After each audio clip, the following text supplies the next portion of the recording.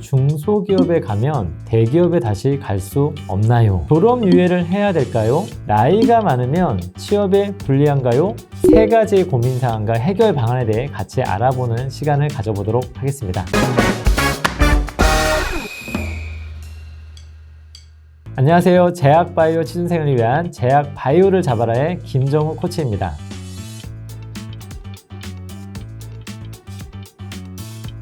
취업을 준비하다 보면 복잡한 생각들로 취업 준비에 집중하기가 쉽지 않습니다. 다양한 궁금증들 중에서도 제가 가장 자주 들었던 세 가지 고민사항과 해결 방안에 대해 같이 알아보는 시간을 가져보도록 하겠습니다.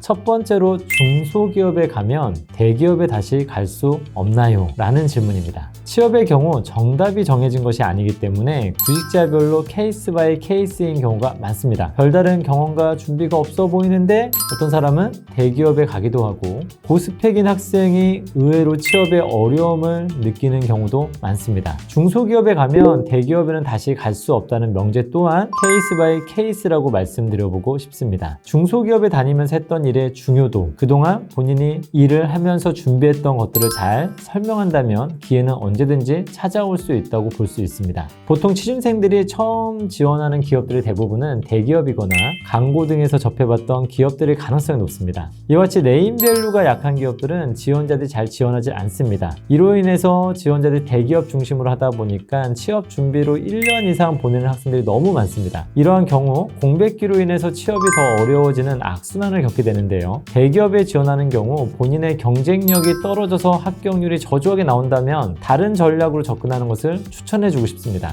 대기업에 바로 가기보다는 중견, 중소기업에서부터 시작하여 실무 경험을 쌓고 이를 바탕으로 대기업에 들어가는 것이 더 확률적으로 올바른 선택이 될 가능성이 높다고 말씀드리고 싶습니다. 실내로 제가 코칭했던 다양한 구직자들 중 중소제약업체나 바이오 벤처 등에서 1년에서 한 3년 정도 일하고 최상위 업체로 이직하는 경우들이 많았습니다. 일단 성공적인 이직 전략을 세우기 위해서는 일하는 회사에서 먼저 성과를 내고 자신의 경쟁력을 증명해야 합니다. 그리고 그러한 성과를 글로써 말로써 잘 표현하여 자신의 가치를 제대로 드러내는 것이 중요합니다. 이와 같이 중소업체에서 시작했지만 대기업으로 갈 수 있는 기회들은 언제든지 가능하다고 말씀드리고 싶습니다.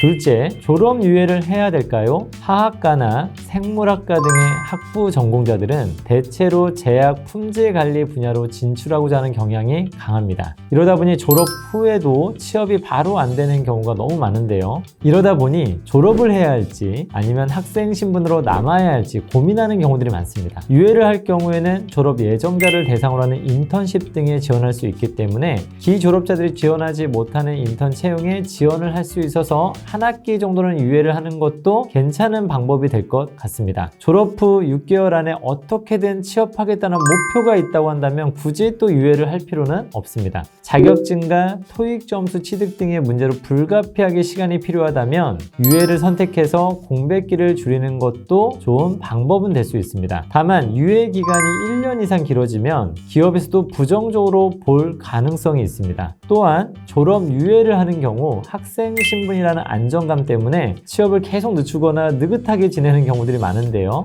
이렇게 느슨하게 생활을 할 거라면 취업을 계속 늦추기보다는 작은 기업에서부터 실무 경력을 쌓는 것이 가장 좋은 전략이 될 수 있다고 조언해드리고 싶습니다. 결론적으로 뚜렷한 목적의식이 없는 유예는 위험하다. 정확한 목표가 있다면 한 학기 정도는 고려해 볼 수 있다로 한번 정리해드리고 싶습니다. 셋째, 나이가 많으면 취업에 불리한가요? 취업을 하는 데 있어서 나이 때문에 고민하는 학생들이 많습니다. 장기간 휴학이나 편입, 연수, 약학 대학 시험 공부 등으로 인해서 공백기가 생긴 학생들이 점차 늘어나고 있는데요. 아무래도 나이가 많으면 취업에 어려움이 있다는 것은 맞지만 취업 자체가 불가능한 것은 아닙니다. 최근에는 많은 학생들이 재수뿐만 아니라 대학 입학 후에도 대외활동, 아르바이트 등으로 인해서 1, 2년 정도 휴학을 하는 경우들이 많습니다. 그러다 보니 공백 없이 바로 졸업해서 취업을 했던 과거 선배 선배들보다 1, 2년 정도 더 늦은 나이에 취업하는 경우는 굉장히 많습니다. 특히 수년간 약학대학 준비 등으로 장기간 공백이 생기고 20대 후반에서 30대 초반에 신입으로 취업을 준비하는 경우가 종종 있는데요. 그런 경우 대리급 직원의 나이와 비슷해서